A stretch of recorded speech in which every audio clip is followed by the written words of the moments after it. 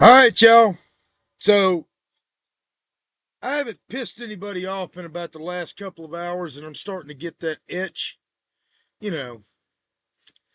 So we're going to talk about some really strong topics here. And I do mean some really strong fucking topics here.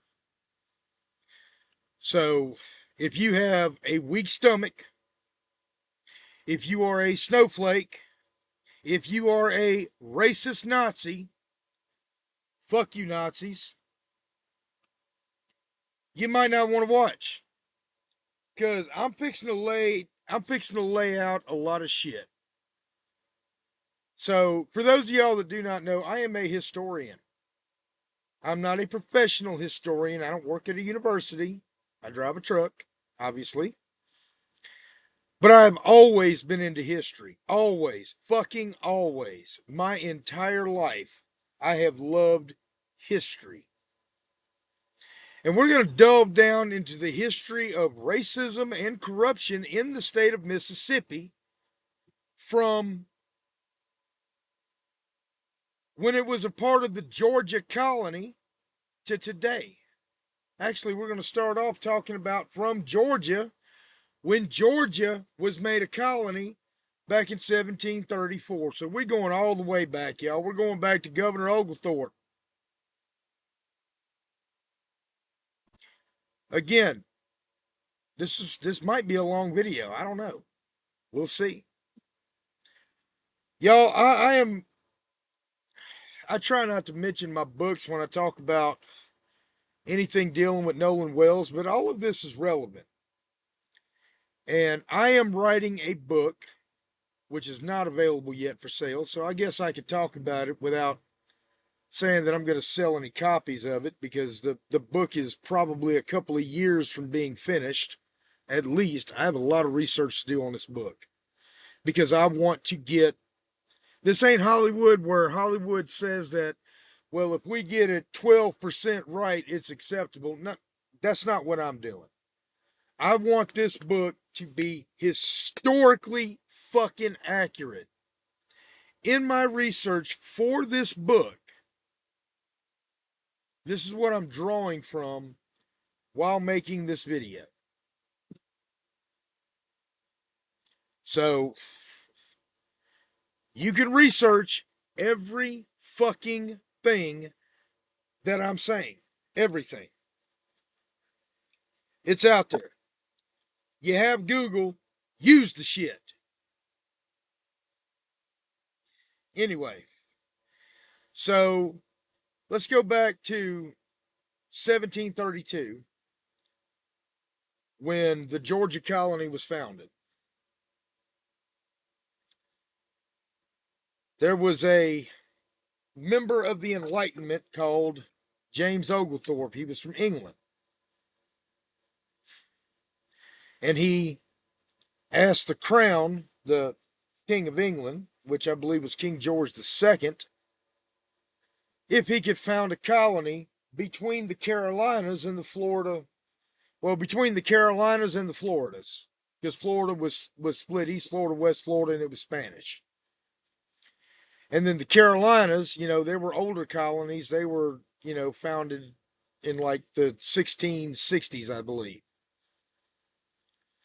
So anyway, they wanted a buffer to keep Spanish Florida from invading the Carolinas. So they started on the Georgia coast right there at Savannah. And in 1732, when James Oglethorpe was granted his charter for the Georgia colony,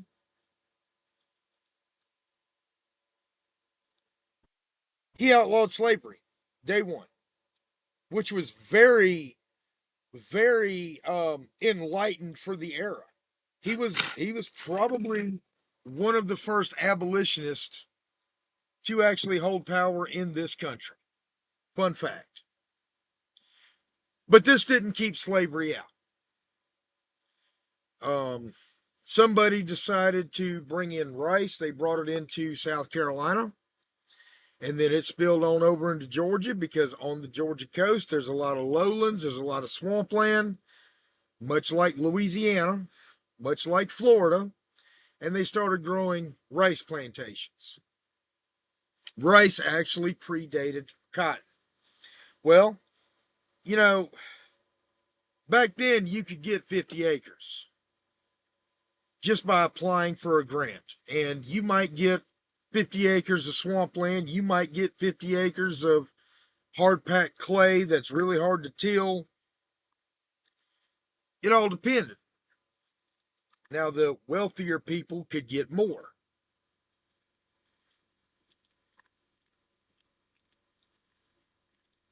But if you were indigent, you could apply for a grant and they would do it on a lottery and you'd get your land. Well, keep in mind, slavery was illegal, but it wasn't frowned upon.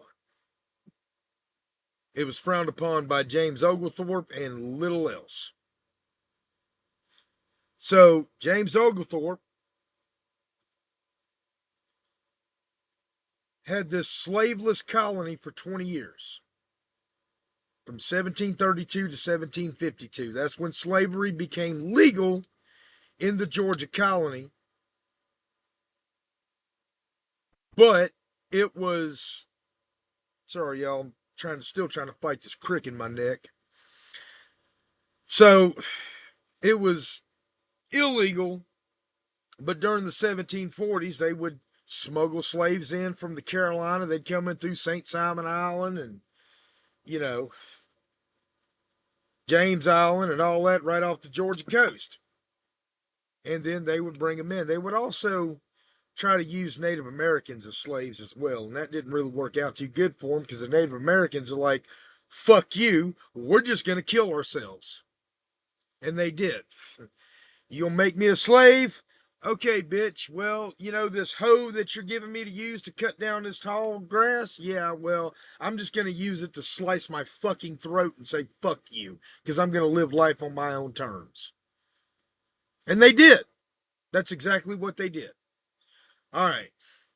So now we bring in the African slaves from Barbados, bring them in from, you know, other islands in the Caribbean, Jamaica,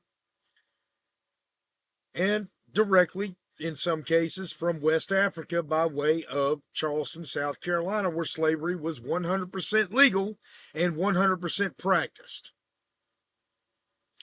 Because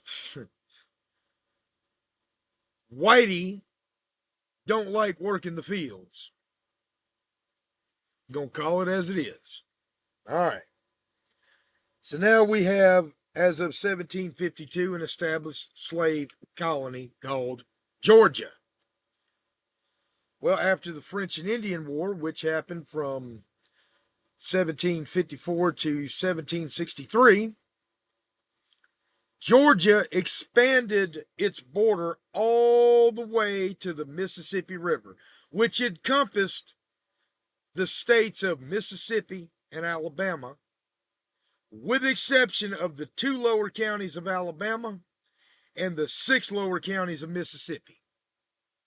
So this did not encompass Hancock, Harrison, Jackson, George, Stone, or Pearl River counties. If you look at a map, you see where Mississippi has that little tip that touches the coast where I live? Yeah, that was actually a part of Florida back then. Well, it was disputed between Louisiana and Florida, which back then, of course, Florida was Spanish and Louisiana was Spanish or French, depending on the year and the week and the day and the month. It flip-flopped back in hands. All right. Slavery is still legal there, though, at this time.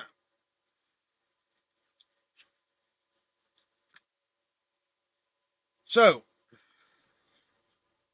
we have the Georgia colony extending all the way to the Mississippi River. One of the first counties in the Georgia colony west was actually called Bourbon County. Bourbon County sits where Natchez sits. Natchez back then was actually called Fort Rosalie. Well,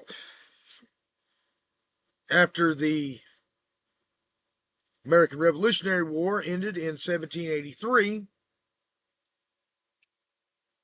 the state of Georgia started handing out land grants, and you might get the same land grant as another family that you don't even know, and now y'all are fighting over who actually owns this piece of land. It was called the Yazoo Land Scandal. And people were flocking to what would become later the Mississippi Territory, which encompasses the states of Mississippi and Alabama. Less, of course, the six coastal counties of Mississippi and the two coastal counties of Alabama. And slavery was there. They were building plantations. They were, farming crops. They were fighting Indians because there was Native Americans there. There was Choctaw, Chickasaw, the Natchez Indians, which we pretty much wiped out. Um, there was a lot going on here. Okay. And people were getting pissed. There were duels. There were court battles. So in 1798, Georgia ceded everything to the west of the Chattahoochee River, which is now the present border of the states of Georgia and Alabama, to the Mississippi River, minus the coast, and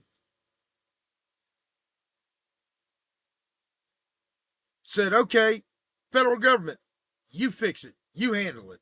We're done. We don't know what to do. And the federal government had to straighten it out. And they finally got it all straightened out by 1817 when Mississippi became a state.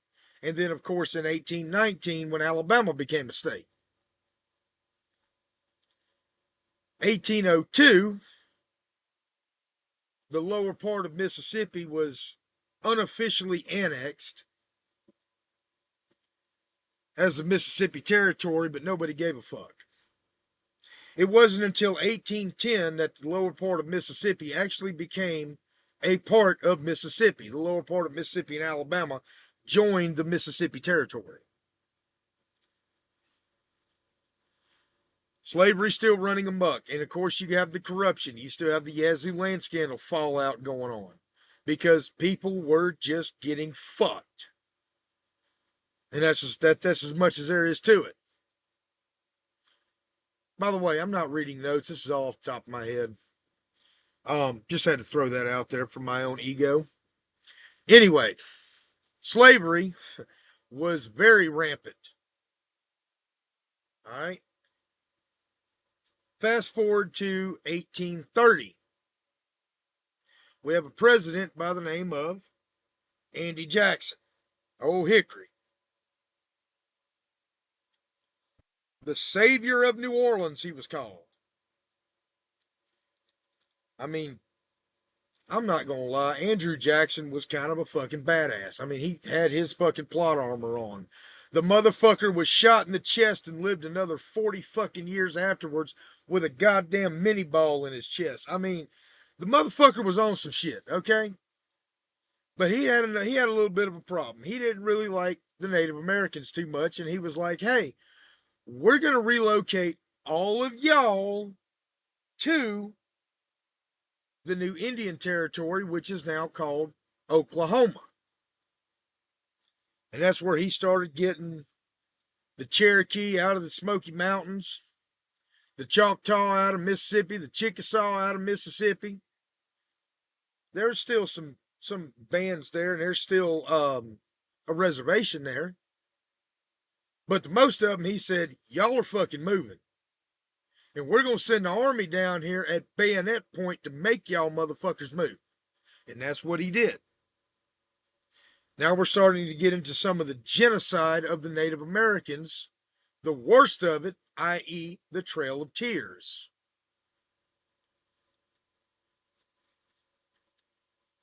After breaking several previous treaties made by several sitting U.S. presidents going back to fucking Madison, that's what happened. Jackson said, fuck you, we're doing it. And lo and behold, we named our state capital Jackson, Mississippi, after President Andrew Jackson. He wasn't president when we named it, but he was still a very revered general. All right. Now, we talked about his fucked up ass, his genocidal ass. He didn't give a fuck about slaves either. If you weren't a white aristocrat, Andy Jackson really didn't give a fuck about you unless you actually fought on the battlefield with him.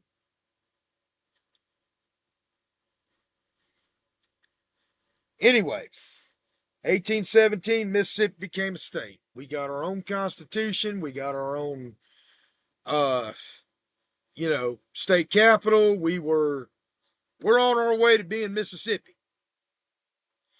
In 1820, the most millionaires in the U.S. at that time were concentrated around Natchez, Mississippi. Mississippi was at the time, from 1820 until about 1860,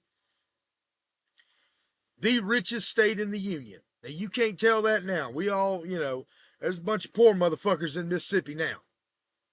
But for that 40-year span of time, we were the richest state. We were richer than California is today. Because of King Cotton and slave labor. Now, fast forward to 1833, while the Trail of Tears is going on, we got us a new state constitution. So our first state constitution lasted from 1817 to 1833.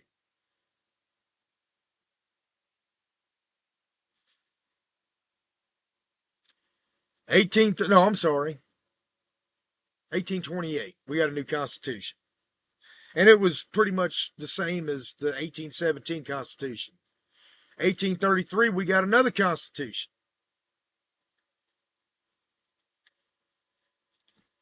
I'm going to read y'all an excerpt from it.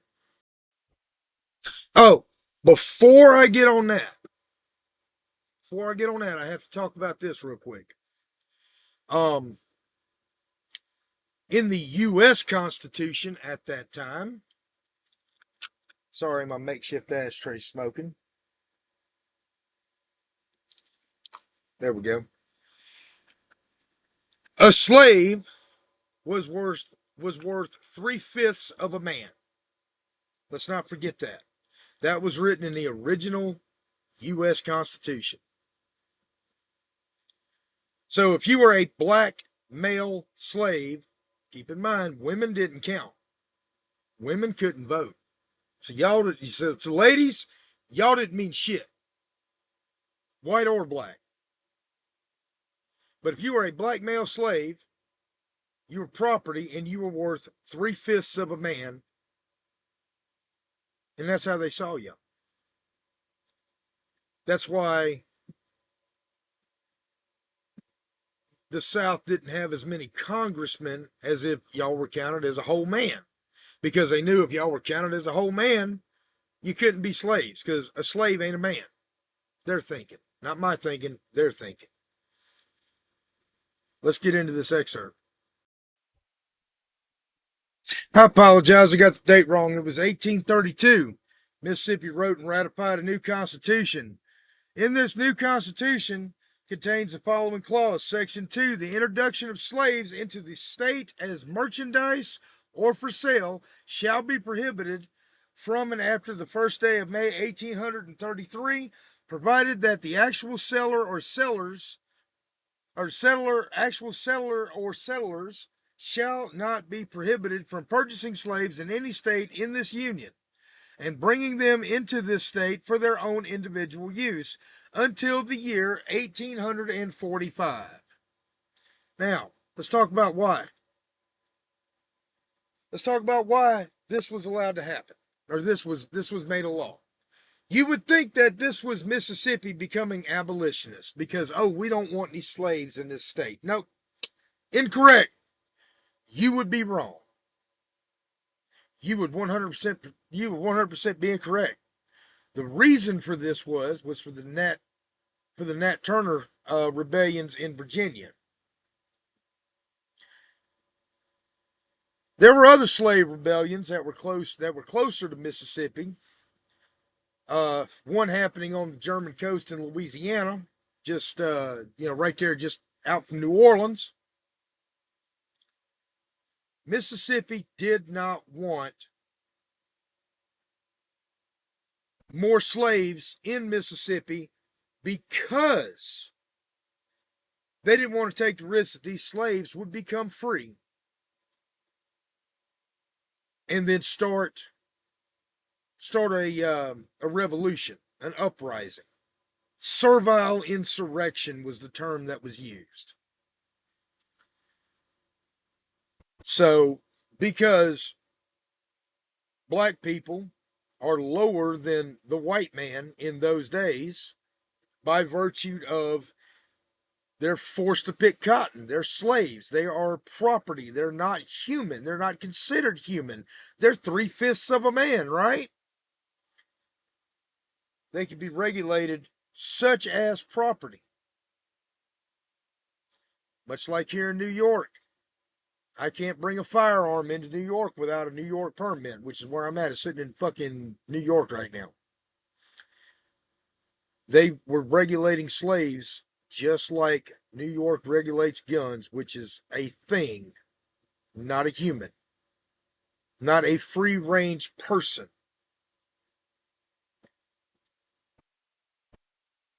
So, y'all think about that for a minute. Now, to my knowledge, I don't think there was any slave uprisings in the state of Mississippi. Maybe there were, and I just don't know of any. But to my knowledge, there were none. Um, of course, we're going to fast forward to 1850. 1850, there was a delegation of states that met in Nashville to discuss secession from the Union because of things like the Kansas-Nebraska Act and the Missouri Compromise.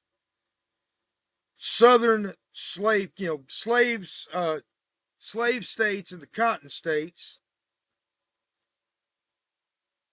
did not want more free states to have power in the Senate and in the House, which they would have if left unchecked, because they wanted to perpetuate human bondage. So in 1850, they went to Nashville and they all met up. Nashville, Tennessee. They had a convention. Right around this time, the Fugitive Slave Act was passed because of this. And it was a federal law. So if your slave ran off to, say, New York, Vermont, well, we're going to use Vermont for an example because Vermont was the only state founded back then that 100% in their first constitution outlawed slavery. I love Vermont. Vermont's a very beautiful state. It's one of my favorite states to drive to. Not a fan of Bernie Sanders. I just love Vermont. I actually been to the tavern, which still stands to this day, where they wrote the original 1777 Constitution for what would later become the state of Vermont that outlawed slavery. So let's just say that you find your slave up in fucking Burlington, Vermont. Before the Fugitive Slave Act was federalized and passed under federal law, you could go up there and go get him, and they may put your ass in jail. Well, the Southern aristocratic people did not like their slave hunters and their slave catchers being in prison, so they said, look,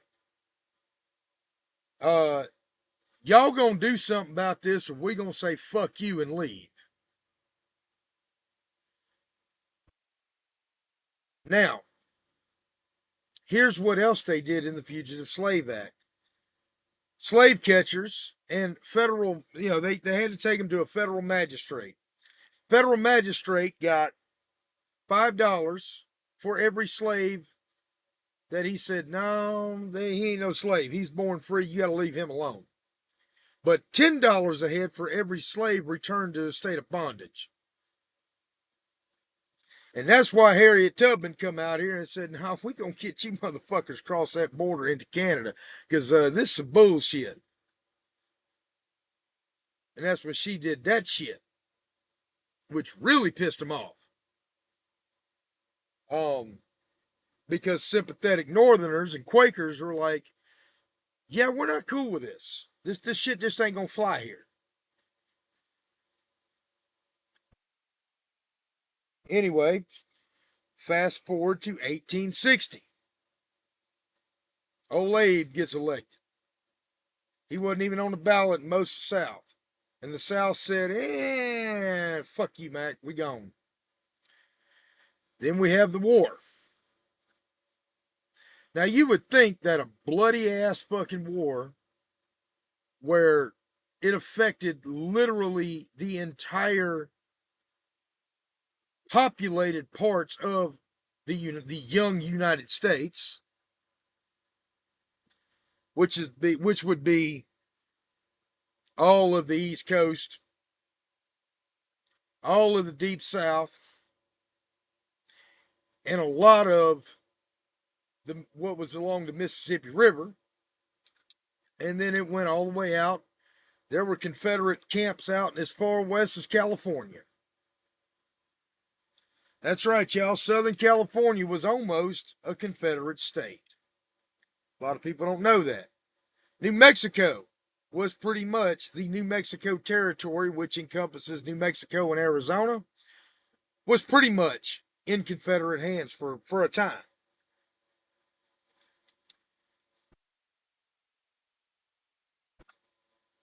All right. 1865, the war's over. Lee surrenders. Appomattox Courthouse. Also in 1865, Lincoln decides to go watch his last play and winds up being the final act of the last play he ever watches.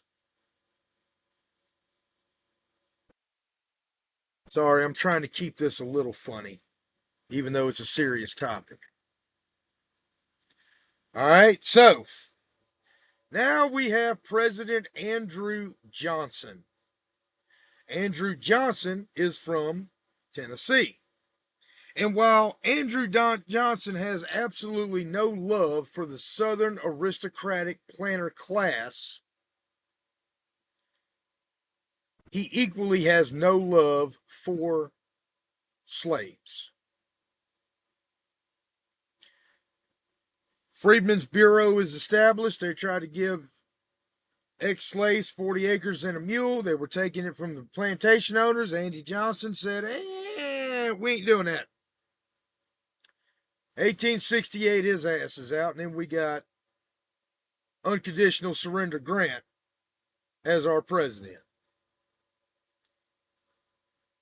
I do find it funny that the Grant Presidential Library is in Mississippi. I find that funny. I think it's historical. I'd like to go there at some point. Instead of Ohio, where he's from. Just fun fact. Anyway, Grant, who doesn't have a whole lot of love for the South, but doesn't have a whole lot of hate either. I mean, Grant did his job. He was a professional soldier. Sherman was a bastard. Some of the shit that he did and his bummers did, attacking civilian populations. I don't like that. I understand, in all fairness, Colonel Mosby up in Maryland did the same thing. But I don't agree with attacking civilians. Just my thoughts. I don't agree with burning entire cities. Just my thoughts. Because it displaced even your loyal civilians, and there were quite a bit in the South. Um, an example of that in Mississippi would be the Free State of Jones under Newton Knight. But anyway, I digress. Um, so Grant's in office, and being that he's the ex general of the army, head motherfucker in charge of the Union Army, and now he's president. And Andy Johnson done went ahead and put back in power all of the ex-Confederates. To get your full citizenship back, all you had to do was raise thou right hand and swear an oath to be loyal to the United States and never bring arms up against them again. And hey, you got your plantation back. You didn't get your slaves back because that was outlawed, 13th Amendment and all. But you got everything else back, if that makes sense.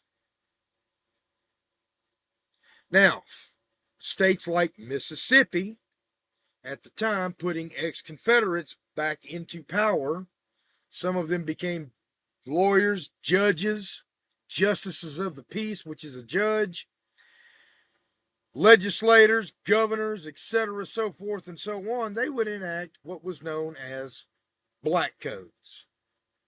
Now let's talk about some of those black codes. If you were black and you didn't have a job, you could be apprenticed to a plantation owner.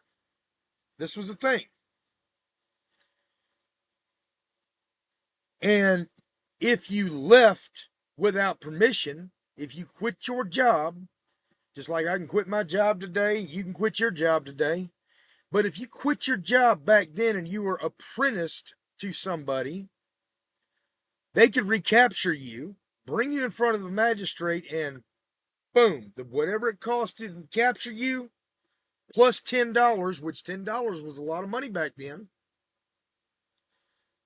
is what you were now indebted to your master. So basically, it was slavery. And it was practiced.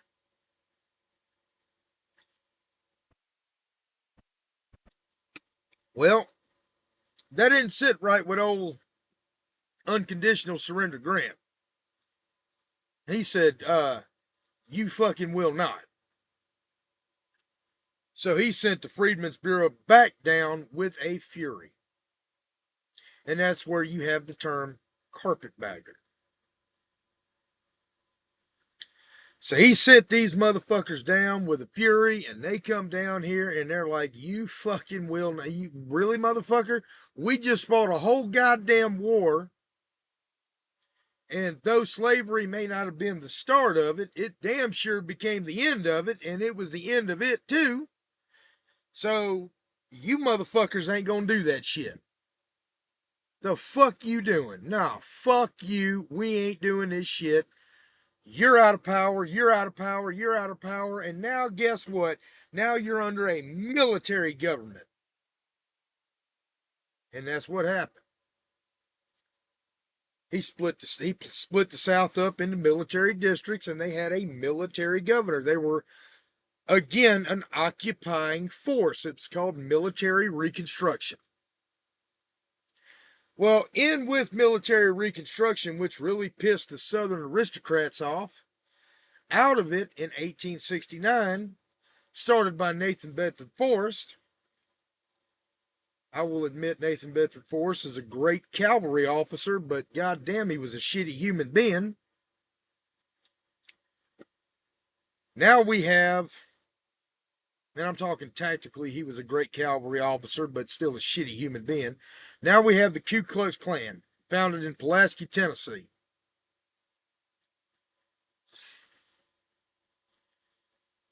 And he went ahead and enacted the Ku Klux Klan, initiated them, gave them their fucking dunce hats and their fucking bed sheets, and said, all right, now, we gonna go ahead, we gonna handle this problem with these black people, these ex-slaves. You're gonna put them into compliance, because also keep in mind, the Republican Party was in power at this time. The Democrats were the Southerners. The Republicans were the Northerners. Lincoln was a Republican. Fun fact. So was Grant. So was most of your northern officers Republicans. So it was literally Republicans versus Democrat. Democrats wanted to keep slavery in the South. Republicans said, "No, you ain't gonna do that, hoss." So anyway, the old Democrats got thrown out, and black Republicans, literally black people, served as judges, members of the House, Senate, members of the state legislatures. Yeah, there were black people that were serving as you know, as early as the late 1860s, 1870s. And the Klan didn't like that shit.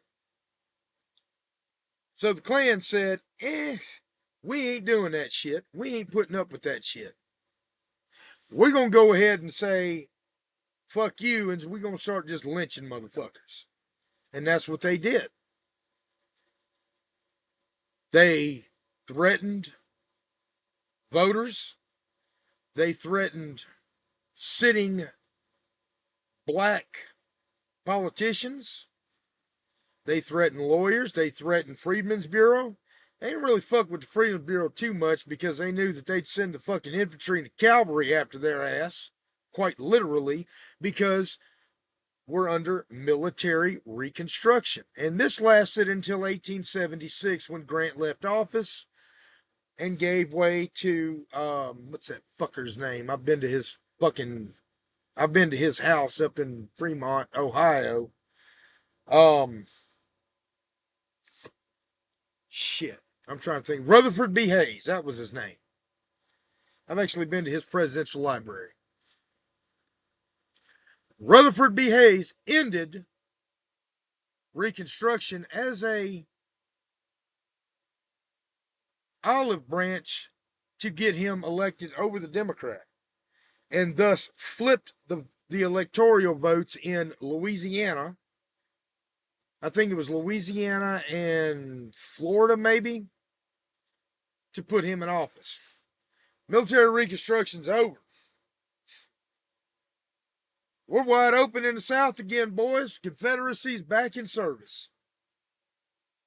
We have our ex-Confederates back in power. We have these black Republicans out of power, and they're still subject to being lynched. Now, this goes on, and this enters the Jim Crow era. This is really, after military reconstruction, the Jim Crow era really takes off. And when the Jim Crow era takes off, that's when you have your black codes. 1890, Mississippi passed our current Constitution. And it basically has clauses in there, if you read the original 1890 text, where if you were black, you take a polite 2 steps to the rear of any white. You better get off the sidewalk for them. You better, yes, a massa, okay? You better tip your fucking hat, walk on eggshells, and be very, very polite. Otherwise, you're going to get lynched.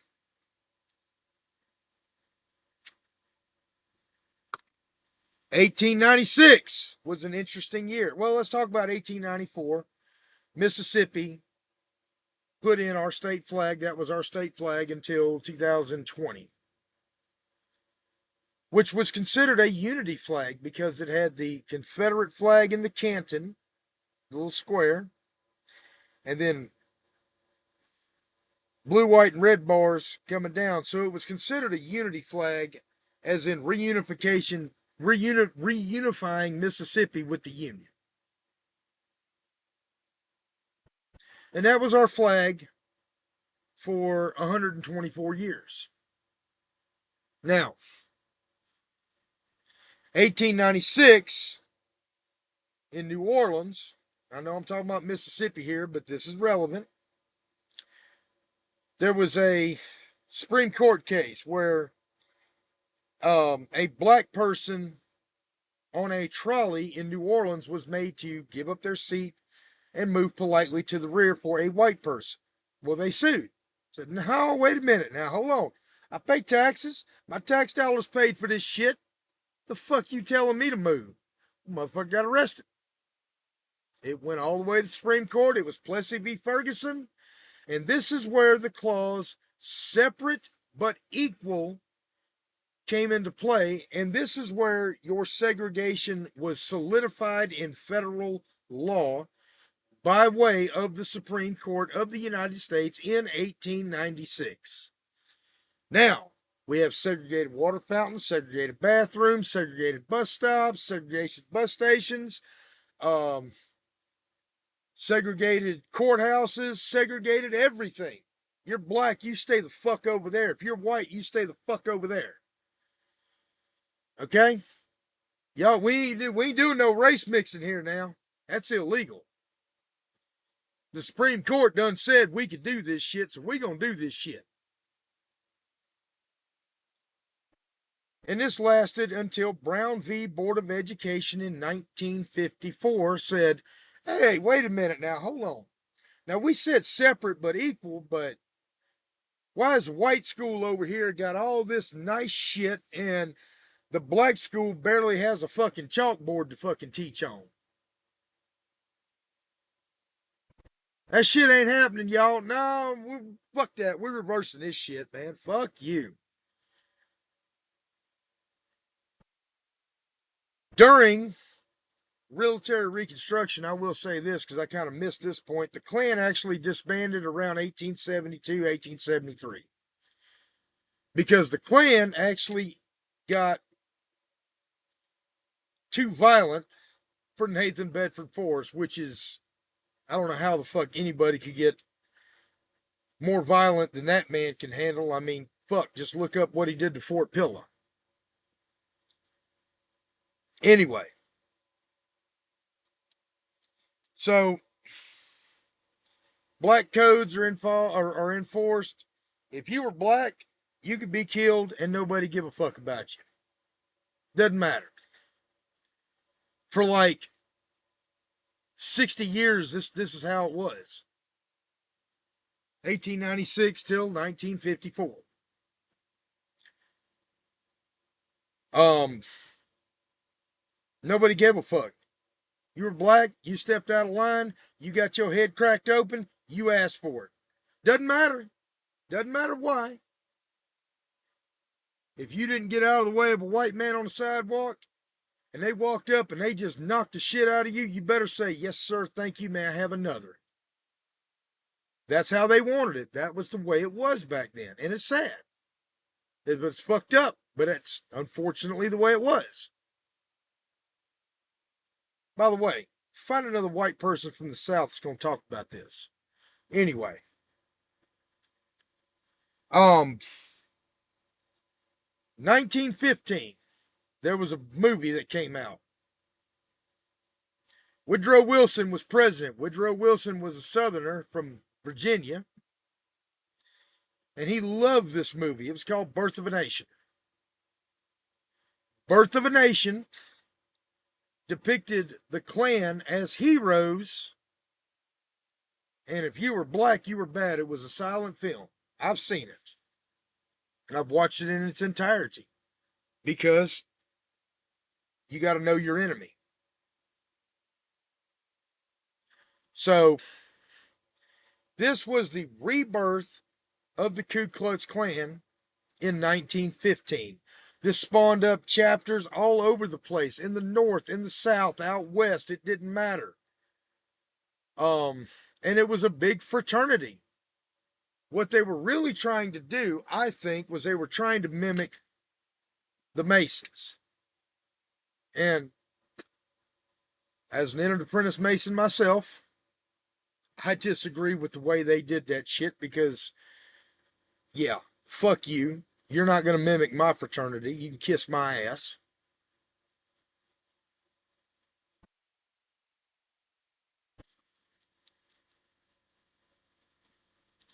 Um, but that's what they were trying to do, and they did it successfully. They had people that were members of the Klan that you wouldn't even think would be members of the Klan. You know, we think the Klan now a bunch of backwards white trash rednecks living in a trailer park, screwing their cousins. That's what we think of the Klan today, and that's pretty much what they are today. But back then, these were business owners. These were pillars of the community. These were people that you wouldn't think would harbor these type of feelings, but they did. And the Klan was also violent. If a newspaper said something about them, they might burn that newspaper down. They might kill the editor. And they did. And nobody saw anything. Nobody knew anything. They couldn't identify him because, hey, let's hide my face. I'm going to hide my face and I'm going to kill everybody. Yeah, that's what they did. They were pussies. Straight up. Pussies. And this went on like this until the late 1960s. Emmett Till, 1955. Let's talk about Emmett Till. Everybody's compared him to Nolan Wells. I really don't see the comparison because it was different times, different reasons. I got to agree with the boys on this, even though I still think they're a bunch of murdering motherfuckers. Emmett Till allegedly whistled at Carolyn Bryant. And Roy Bryant, J.W. Milam, went out to Emmett Till's grandfather's farm. Emmett Till, if you don't know, I'm sure most of y'all watching this do know exactly who Emmett Till was. He was a black kid from Chicago, and he was a very high spirited young man, as most 14-year-old kids were.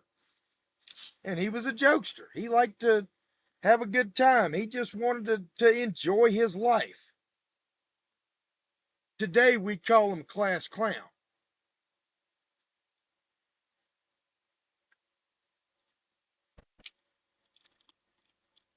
But him and his cousins went into a store in Money, Mississippi, in the Delta. I think that's, I don't remember if that's LaFleur County. I think it's LaFleur County. Went in the Delta and went to a store, bought some candy, and allegedly whistled at a white woman. And that is all it took. Roy Bryant, J.W. Milam took off, went to his house, to Grandpa's house, and demanded to see him. Pulled him out, kidnapped him, beat the ever living shit out of him, tried to burn his body. And if you ever read the Look magazine article from after their trial where they were acquitted by an all white jury, they said they tried to burn him, but, and I'll quote, damned if that didn't have crepe sole shoes, so they couldn't burn him. They shot him in the head, beat the shit out of him, threw him in the river, and he fucking popped up out the Tallahatchie River. Mamie Till said, oh, no, no, no, no, no. Bring my son back to Chicago. And that's where shit really popped off. And people saw how fucked up Mississippi really was.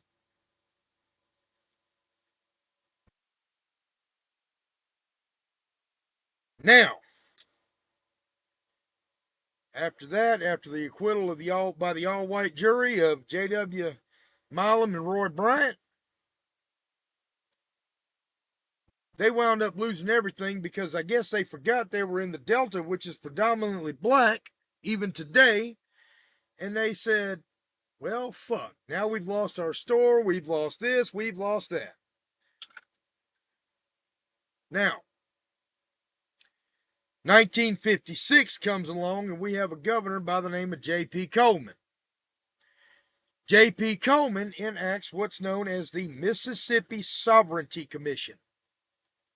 Now, the Sovereignty Commission is a very interesting thing. The Sovereignty Commission actually was enacted to combat civil rights. That was their whole thing. And they had a few investigators, and, they would look at a few things, whatever. Well, 1959, we get a new governor called Ross Barnett. Same one the Ross Barnett Reservoir is named after up there in Jackson.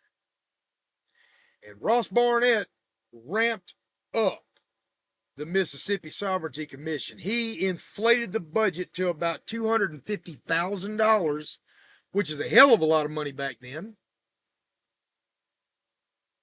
Wonder where your tax dollars are going? So he ramped it up. And of course, he was watching people like Medgar Evers,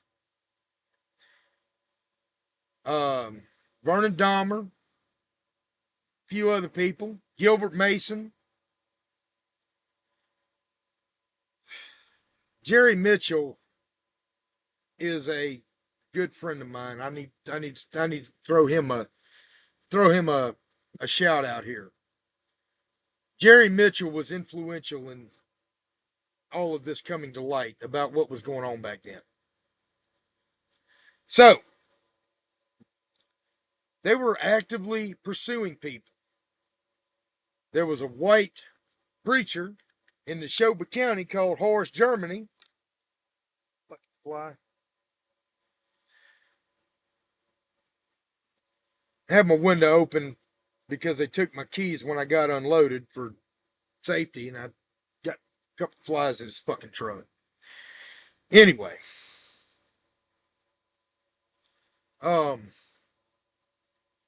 Horace Germany was threatened. They beat the shit out of him, and he wound up having to leave and going to Texas.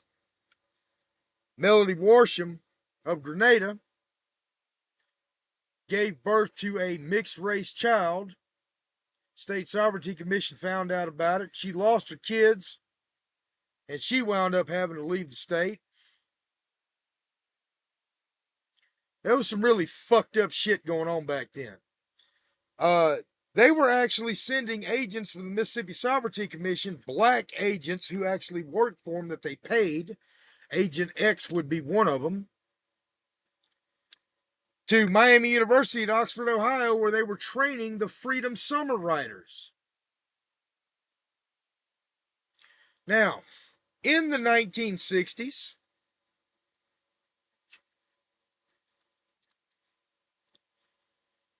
black people were being killed like it was for free. We all know about Mississippi Burning, right? In Neshoba County, 1964. Medgar Evers shot in the back by a coward named Byron De La Beckwith in 1963 in his driveway. Vernon Dahmer burned out of his house and fucking killed by Sam Bowers. Sam Bowers killed a lot of people, by the way, or had a lot of people killed. Let's talk about Medgar Evers for a minute. Medgar Evers was a NAACP leader from Jackson, Mississippi. I think his wife's still alive. I'm just curious.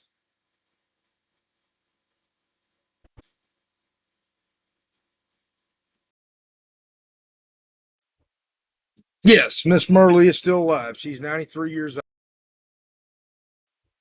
All right, y'all. Wow, that was crazy. I just got kicked off Facebook. Anyway, completely kicked off Facebook, not just like banned or suspended for a little bit. We'll see if the appeal holds up. Guess they don't like me talking about this type of stuff. But tough shit, because we're going to talk about it. Anyway, Medgar Evers. Go back to him.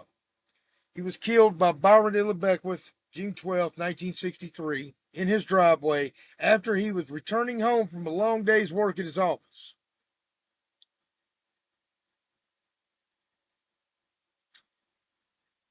there were two trials. Both of them that were held in hung juries, or ended in hung juries. What makes this so significant is while the Hinds County prosecutor, under what would later become former Governor Bill Waller, was actively trying to prosecute Byron de la Beckwith, the Mississippi Sovereignty Commission was actively working against the DA's office by running background checks on the jurors and giving the information to the defense to find out what their racial temperature was, is a good way to put it. And that's what they did. So, if you were known to associate with any civil rights workers, you probably were going to get struck. And keep in mind, back then, there weren't too many black registered voters, even in Hinds County, which is predominantly black. And if they were going to be preemptively challenged by the defense anyway, because who wants a black person to be on a jury of a trial of a white man who killed a black civil rights worker? Makes sense, right? Now, they finally convicted his ass in 1996, and this is memorialized in the movie, the Rob Reiner movie. Much respect to Rob Reiner. Ghost of Mississippi. Now, let's talk about the three civil rights workers. This was a lot more complex than just running a few background checks. The Mississippi burning trials, where Andy Goodman, Mickey Swarner, both from New York City, and James Chaney, black man from Meridian, tried to hold a registration class to teach people how to pass the literacy test required at the time to register to vote in the state of Mississippi. That's what they were doing. That is their great sin, is that they were trying to register black people to vote in the state of Mississippi. And you know what happened? The church they were going to go and hold this class at burnt down while they went up to Miami University at Oxford, Ohio, to go train civil rights workers to come down to Mississippi during Freedom Summer of 1964.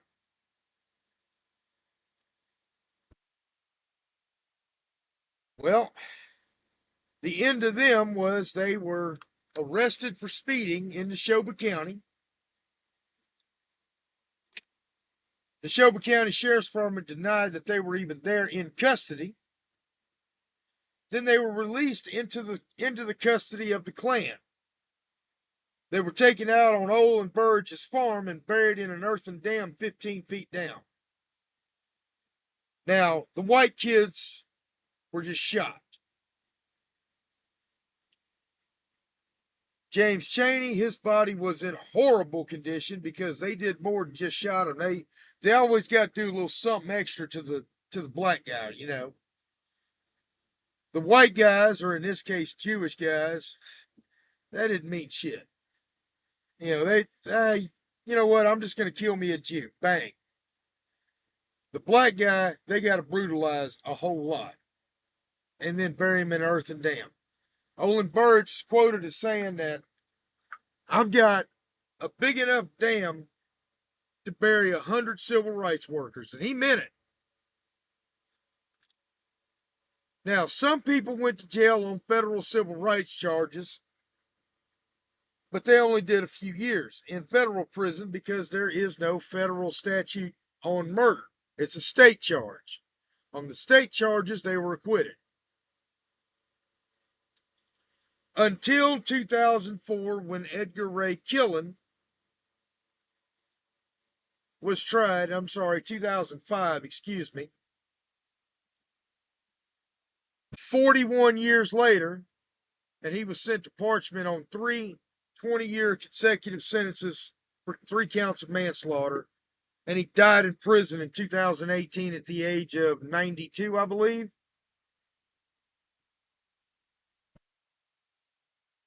Great fate for him, in my opinion. Now let's talk about Vernon Dahmer, who was guilty of registering black voters in Forest County. And his death was ordered and carried out by Sam Bowers, who was a ruthless Klansman, a fucking murderer. He killed people for fun. This man got his justice in 1998 and died at Parchment in 2006.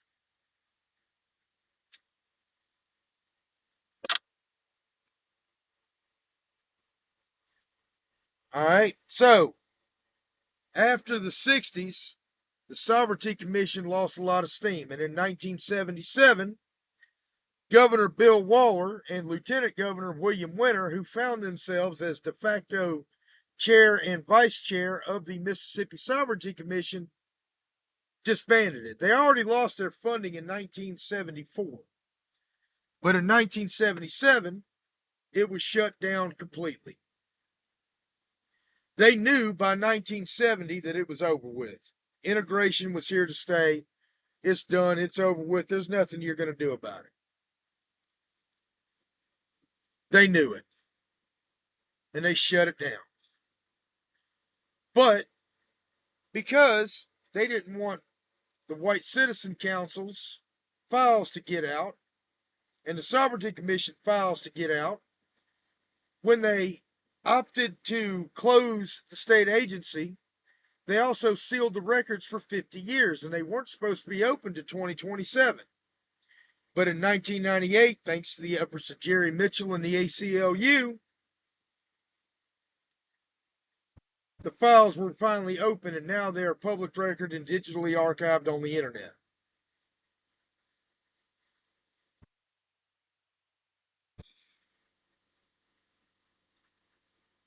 So the 1980s didn't see too much. 1979, there was another horrific thing that happened. A police officer in Walnut Grove was killed. And the police had their suspect, and that was the only suspect they cared about, and it was a young black kid. Edward Earl Johnson was their only suspect. Well, under the guise of, we're going to take you to Jackson for a polygraph examination, they arrested him. They put him in a squad car, got a little bit down the road, pulled over. They pulled a gun out and a tape recorder. They gave him the option, you're going to give a confession or we're going to kill you. Well, what do you do when you're an 18-year-old black kid in Mississippi in 1979 and you're in the middle of nowhere with 2 sheriff's deputies in a car, and you have no way to defend yourself, nowhere to run, and no way to do anything, and you don't want to die? Well, you don't want to take that bullet, so you confess. And that's what he did. He confessed to whatever they wanted him to confess to. And it led to him being convicted, and in 1988, excuse me, they killed him in the gas chamber at Parchment. There's a documentary about it called 14 Days in May. I highly recommend you watch it. 1990s, we started seeing some of the old civil rights murderers in the 60s get prosecuted, which is a good thing. Again, thank you to Jerry Mitchell. Jerry Mitchell's a great guy. Cannot say enough about him. Jerry Mitchell is the hero Mississippi doesn't deserve, but we always needed. All right. Fast forward a little bit. It was relatively quiet for the most part. I mean, you still had your bigotry, you still had your bullshit going on. But fast forward to 2024. I want to talk about this. A friend of mine, Laundry Whitlock, was thoroughly beat by the Gulfport Police Department by 3 officers and tased and threatened with a canine for having a headlight out. These officers are still on the street doing their job. She beat the criminal charges, and she's still actively trying to sue the city of Gulfport to this day. Statute of limitations is coming up, unfortunately, pretty quick. Fast forward to July 4th, 2026. Now we're at Nolan Wells. And we all know the rest of the story. Hope y'all have enjoyed this walk down history. And this is why, Mississippi, we need to do better. Y'all take care. Again, my Facebook is down completely now, so y'all need to get a hold of me, 228-337-2099.